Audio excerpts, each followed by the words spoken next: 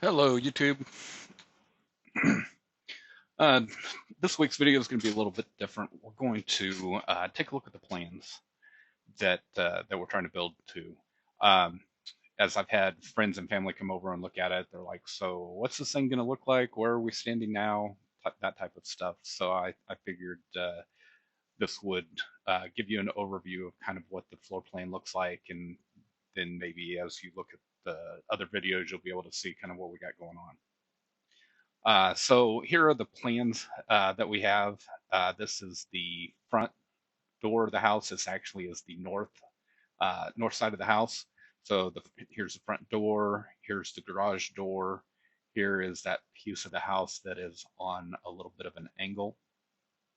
Uh, and then the center section of the house is where we have the bedrooms, the dining room, the living room, and all that. And it has this elevated roof line right here. So this is going to be my office. We'll see all this on the floor plan. It has one roof line. Then it bumps up and goes through the center part of the house. Then it bumps down over the kitchen, laundry room, and then our master bedroom is out over here. And this is, the third roof level. Now, all of the roofs are on the same plane, except for this little bit right here, which is the same plane, same pitch, which is zero point 0.5 inches to 12. Very low flat roof. It's considered a flat roof. Anyway, that is the same plane, but it's offset 15 degrees because of that funky angle. Okay, let's scroll on down. This is the basement plan. We went with the basement over a crawl space because the slope of the land, we didn't have an attic, so we knew we'd needed to either do a crawl space or a basement because we wouldn't be able to run any ductwork or any of that stuff in the ceiling. And so the slope of the land that we're on, it doesn't slope much, but it does slope about 3 to 4 feet from like the high point, which is this corner, to the low point, which is down here. And that would have made our um, crawl space to be at least a 6 foot crawl space just to get scratched through the topsoil to start pouring footers. So instead of doing that, we just said, hey, let's spend a couple more dollars and put in, more a couple more dollars, but a couple more dollars, we'll go with that, and put in a full basement. I would say the biggest uptick in expense there was definitely pouring an actual floor. If we would have went with a crawl space, I I wouldn't have wanted a plastic and gravel crawl space and then had all of your furnace and everything either up on blocks or being hung from the joist or anything. That would have been a pain. So I would have probably still poured concrete, but I might have done like 2 inch concrete, just something to collect the gravel. But I think over the long term, and I want this house to be here for 100 years. Having the basement will be nice, and who knows, somebody in the future might need those extra rooms. We did go ahead and plumb it for a bathroom. We actually took this bathroom and turned it sideways and put it right here. Um, but there's no time to plumb it like before you pour the concrete. Um, and then that actually all gravity flows out to our septic tank. The septic tank had to be quite a ways away from the house to get the fall that we needed to have it gravity flow. But again, I did not want to have to mess with lift pumps and stuff like that. I wanted this to be as low maintenance as possible. Okay, so scrolling on down, this gets into the main floor and the floor plan. So when we looked up above, we saw the front elevation, front door elevation, and that front door is right here. So you'll walk in through the front door into a little foyer, and then hit your hallway. And if you turn right, you'll go off into the laundry room, a drop zone that leads into the garage and the master suite, master bed and master bath. Nothing real special there except for our little 15-degree corner uh, that we lovingly call the effing 15-degree corner. So we say 15 degrees. It's 105 degrees. Instead of a 90, it's 105. So it's 15 degrees off of 90. And when we picked this plan, we thought that it wouldn't be that big a deal and that it would add some whimsy to the house. It'd be interesting, all of that. Uh, it has been a pain in the butt every time, every step of the way. It was a pain to try to lay out the footers. It was a pain to pour the basement. In fact, it was when we self-cut these corners because they don't have an engineered, 90-degree corner. Fox block doesn't. So we had to cut the blocks to make these corners, and that's well and good, and it's a method that is approved by Fox, but you have to brace the crap out of it. Well, we did not have it braced well enough in the basement, and it ripped through our bracing and dumped concrete on the floor. We put it back together and managed to get the pour finished, and everything's fine, but it was just a little bit stressful during that time. Okay, back to the floor plan. This powder bath we deleted just to save a little bit of money, and we didn't think we'd use it that much. We have the full spare bath right here that we figured not only stay over company or the kids could use, but also any just visiting company can use that bath, and it wouldn't be that big a deal. It also gave us a little bit more room in our master closet. I think we had closet envy from some friends of ours who have a giant master closet. We're like, hey, we want that. It's funny going from an RV to this closet. I mean, it's going to be bigger than our entire bedroom and closet put together right now. Anyway, turn left out of the foyer, go into the dining room. Kitchen is not huge, but it has a big pantry. So, this is where we're going to keep most of the foodstuffs and everything, leaving, this open for uh, just your cooking utensils and all of that. Trying to keep the counters as free of clutter as possible. We did go ahead and put in a wet bar / coffee bar. So this will be not only the adult beverages, but the coffee and stuff like that will be all over here. Um, Coffee pot, and or I think I want to do a instant hot water heater, or point of use hot water heater that actually goes up to like 190, so that I can just do like a pour over straight out of the tap. That it's pretty cool. I've been to a house that had that, and it was really nice. Two bedrooms, not real big, but again, our kids are adult kids, so the bedrooms are probably going to be used when they come over, and possibly if we have house guests, but uh, not used very much. I finally get an office after either squatting at a coffee shop or um, just on the dining room table or what have you, in the little basement dungeon.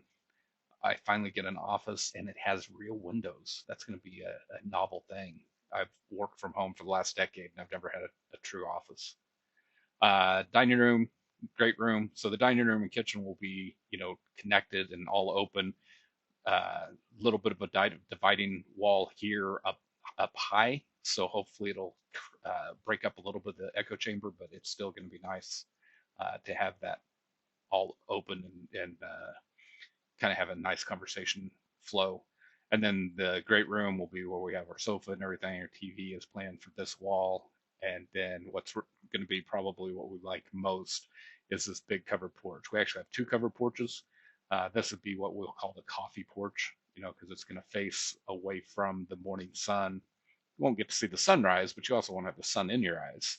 So this will be a place that we can just, grab a cup of coffee and come out here and look out at the woods, and then the covered porch this portion should be pretty much in use uh, many months out of the year. We'll call it 3/4 of the year or better. And we're going to have an outdoor kitchen here, so we'll have our Blackstone griddle and smoker and a little sink and just stuff like that. So that's the floor plan. Let's get on down to the elevations. That's just the roofing plan. So the roof, I'll show you detail of the roof that I drew up in SketchUp. It does call for 2-foot overhangs around, all of the different roof lines, which would be nice. Keep water off the siding and keep sun off. So here is the elevation looking from the west back at our house. So this will be our master bedroom. We have a slider out the master bedroom. That's the window above the bathtub. And then there's that covered porch right here. So this is the coffee porch, and this is the covered porch. And then this taller roof line here is the main center part of the house with both bedrooms, dining room, great room, all through there. There's the front elevation again. There is the east wall. So this is my office. Has a great big picture window right in the middle of it. I don't know where I'm going to have my desk because there's not any wall space left in my office, but uh, at least I got some windows for once. Um, so yeah, that's going to be cool to have that. And then there's also a window in each end of it also. This is looking from the south. So this big picture window wall faces the south. So in the wintertime, we'll get the southern sun shining through here and giving us some solar heat gain. Since we're in the northern hemisphere, if you have southern facing windows, you get some winter solar heat gain. And then in the summertime, this overhang, and I might extend this overhang only out to 4 feet, and that'll give us a little bit more shade on that side. I haven't totally decided that yet. I guess that's it for the plans. This is just all of the footing details and everything.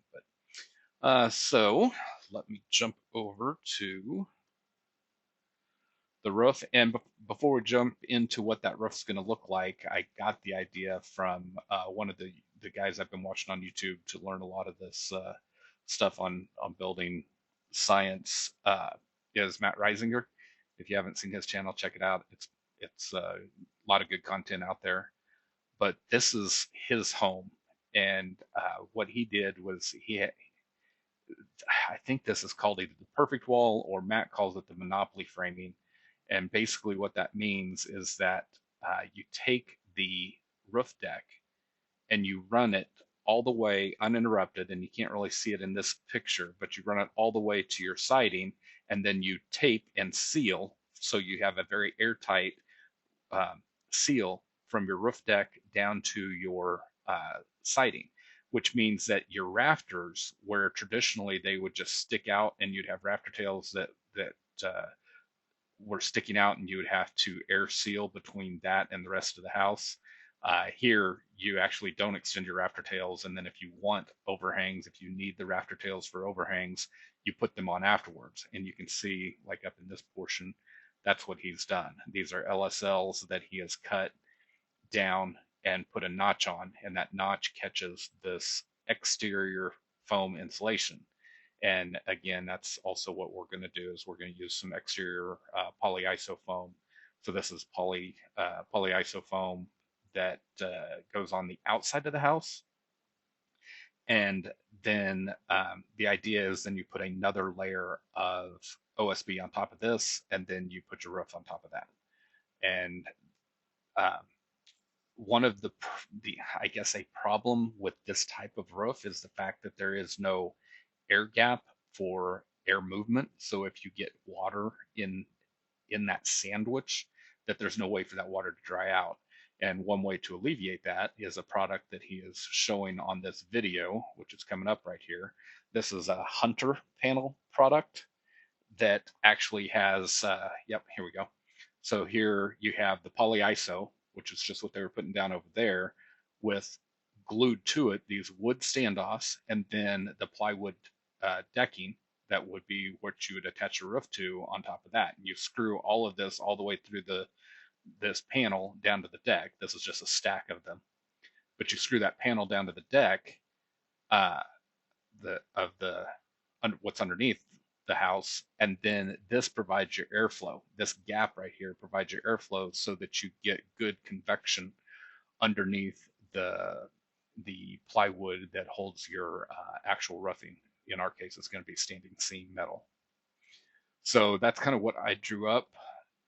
Let's skip that for now. Let's jump over to this guy.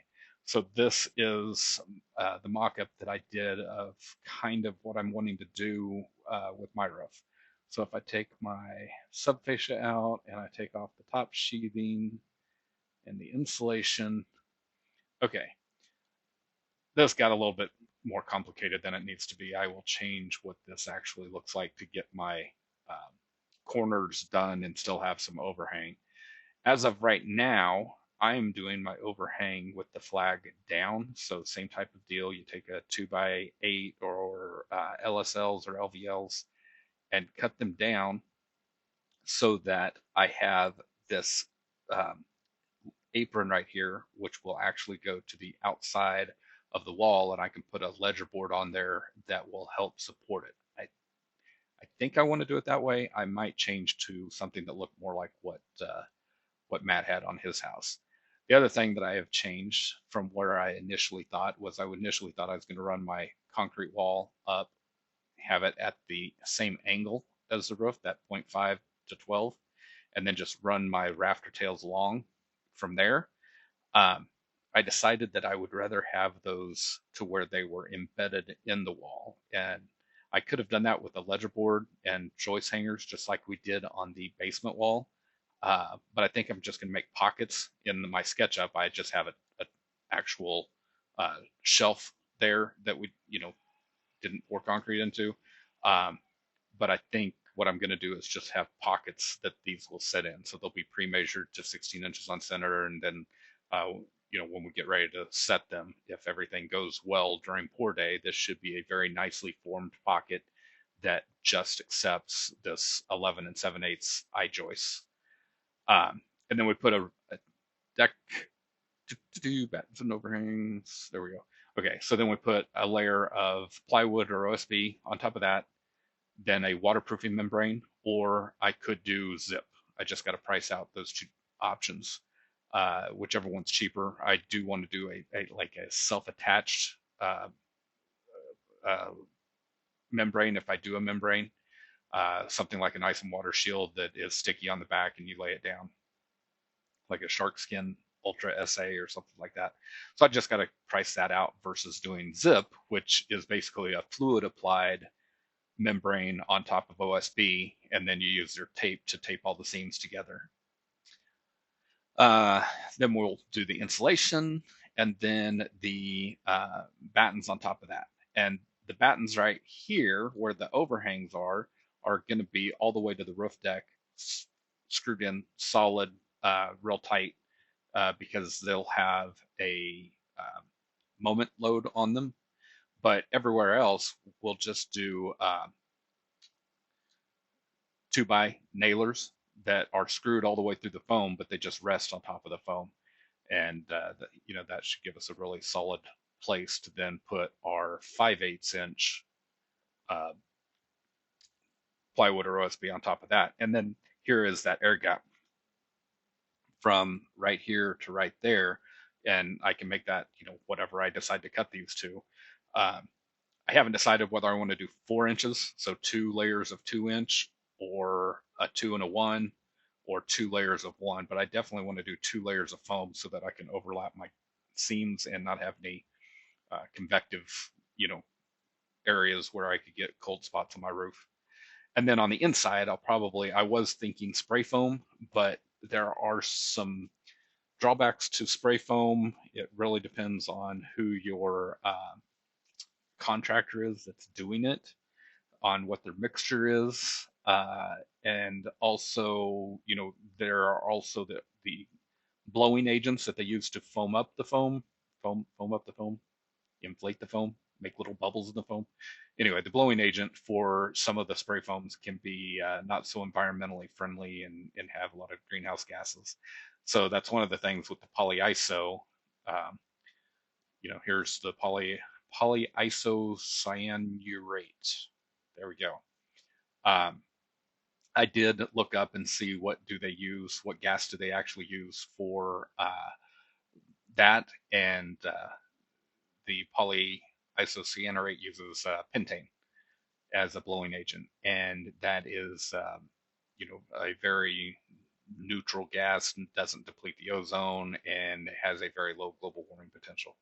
So I looked up the same thing for polystyrene, and the number one blowing agent is, again, pentane. They can use others, and I probably should have looked and seen what Foxblock uses, but